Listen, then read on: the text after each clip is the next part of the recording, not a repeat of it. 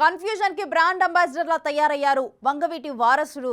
కాపునాడు వ్యవస్థాపకుడు వంగవీటి రంగ వారసుడిగా పొలిటికల్ ఎంట్రీ ఇచ్చిన రాధాకృష్ణ.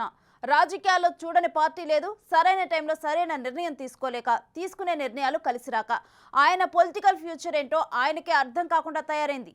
ఇన్నేళ్ల రాజకీయ ప్రస్థానంలో ఒకే ఒక్కసారి ఎమ్మెల్యేగా గెలిచిన రాధా ఈసారి ఎలాగైనా గెలిచి తీరాలన్న పట్టుదలతో మళ్ళీ పార్టీ మారే ఆలోచన చేస్తున్నారట.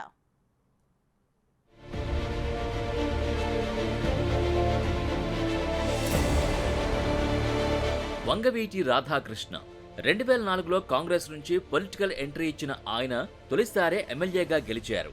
విజయవాడ ఈస్ట్ నుంచి పోటీ చేసి అసెంబ్లీలో అడుగుపెట్టారు. కాపు సామాజిక వర్గంలో హీరో వర్షిప్ సొంతం చేసుకున్న వంగవీటి రంగా చరిష్మాతో రాజకీయాల్లోకి వచ్చి ఎమ్మెల్యే అయిన రాధ ఆ ఇమేజ్ను చేజేతులా దూరం చేసుకుంటున్నారన్న అభిప్రాయం ఉంది. కాంగ్రెస్ హయాంలో 2004లో విజయవాడ తూర్పు నియోజకవర్గం నుంచి విజయం సాధించారు.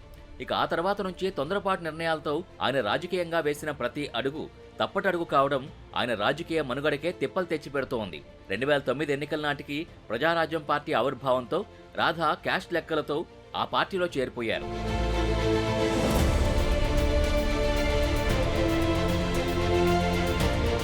తన సామాజిక వర్గం తనని కాపాడుతుందని గట్టిగా నమ్మి చిరంజీవి చరిష్మా తనని గెలిపిస్తుందన్న ధీమాతో అప్పటి సీఎం వైఎస్ రాజశేఖర రెడ్డి ఎంత చెప్పినా వినకుండా కాంగ్రెస్ నుంచి బయటకొచ్చారు.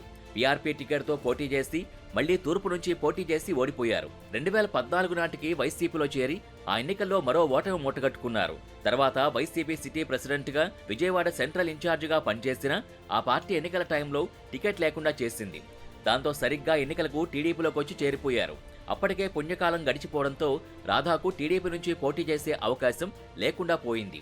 ఇక ఇప్పుడు టీడీపీ క్యాండిడేట్ల లిస్టులో రాధా పేరు కనిపించడం లేదు. ఆ క్రమంలో రాధా టీడీపీకి గుడ్ బై చెప్పి జనసేనలోకి వెళ్తున్నారనే ప్రచారం మొదలైంది. దానికి తగ్గట్టే Radha Janasena party political affairs committee chairman Nadendla మనోహర్తో పాటు కొత్తగా ఆ పార్టీలో చేరిన మచిలీపట్నం ఎంపీ బాలశౌరితో భేటీ అయ్యారు.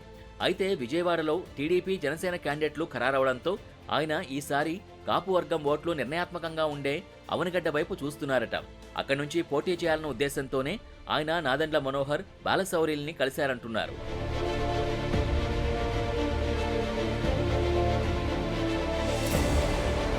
దాని వెనక కూడా చంద్రబాబు వ్యూహమే ఉందన్న టాక్ వినిపిస్తోంది. రాధా రాజకీయ భవిష్యత్తుకు తనది హామీ అని ఎప్పుడో భరోసా ఇచ్చారు చంద్రబాబు. ఇప్పుడు ఆయన సూచనతోనే రాధా జనసేన నేతలతో టచ్లోకి వెళ్లారని అంటున్నారు. ఇప్పటికే మచిలీపట్నం ఎంపీ అభ్యర్థిగా బాలశౌరితో పాటు రాధా పేర్లతో సర్వే చేయిస్తోందట జనసేన. అయితే అక్కడి నుంచి లేకపోతే అదే సెగ్మెంట్ పరిధిలోకి వచ్చే అవనగడ్డ నుంచి జనసేన టికెట్తో రాధా పోటీ చేసే అవకాశం ఉందని అంటున్నారు.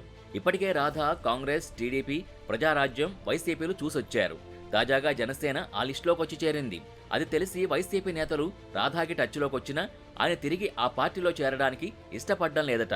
ఒకవేళ అవనిగడ్డ జనసేన ఖాతాలోకి వెళ్లి రాధా అభ్యర్థిత్వం ఖరారైతే అక్కడ టీడీపీ టికెట్ రేసులో ఉన్న సీనియర్ నేత మండలి బుద్ధప్రసాద్ పరిస్థితి ఏంటనేది చర్చల్లో నలుగుతోంది.